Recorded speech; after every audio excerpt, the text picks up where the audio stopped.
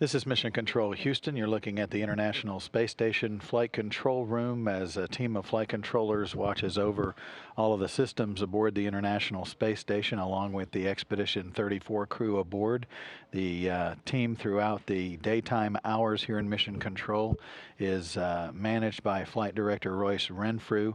He is on console throughout the day, and of course a team of flight controllers supports International Space Station activities around the clock every day of the year to support the ongoing activities aboard the complex. A Soyuz spacecraft docked to the Poisk module of the International Space Station supports the 3 crew members on board right now.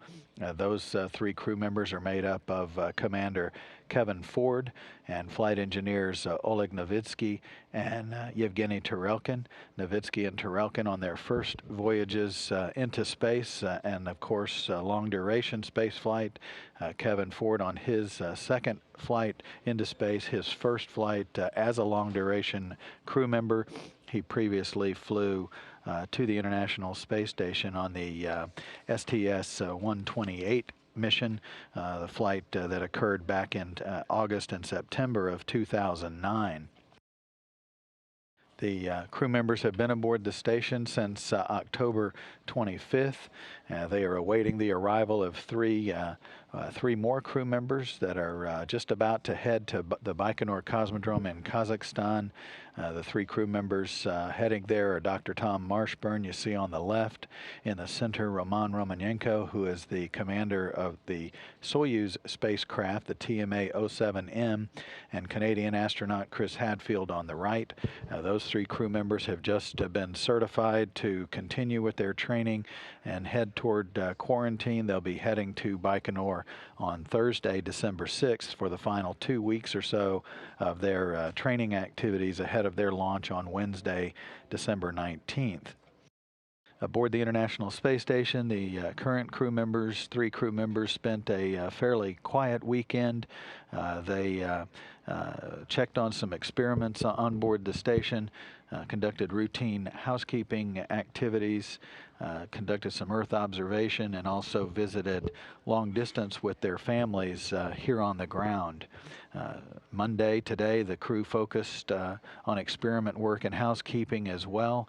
That work included activity with the water processing and water recovery systems on board, one of the components of the elaborate environmental control and life support system aboard the International Space Station.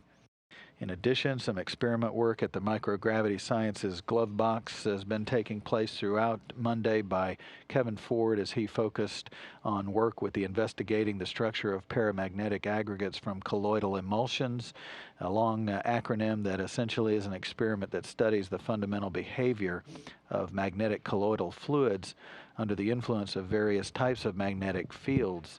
These fluids are classified as smart materials which transition to solid-like state by the formation and cross-linking of different microstructures in the presence of those magnetic fields.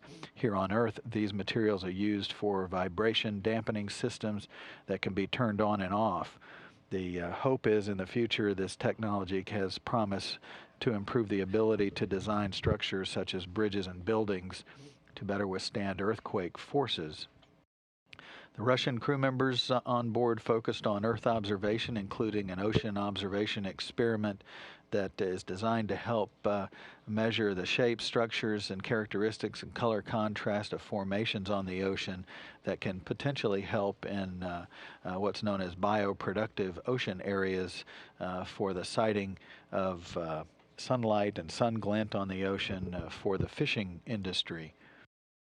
In and around timelined activities, the crew members exercise twice a day and perform their routine cleaning activities of air and water filters on board as well. They also were given a heads up today that the ground commanded feeding of the Medaka fish experiment, which is in an aquatic facility in the Japanese experiment module, is taking place. That's routine as well. And tomorrow, Tuesday, the crew will take some water samples from that aquatic facility for some water quality testing. Crew Crew members will end their day Monday with a daily planning conference, long-distance talk with all of the flight control teams around the world supporting their mission, and then they'll head to bed about 3:30 this afternoon, Monday afternoon, U.S. Central Time, and they'll wake up at midnight tonight to begin their next day aboard the International Space Station.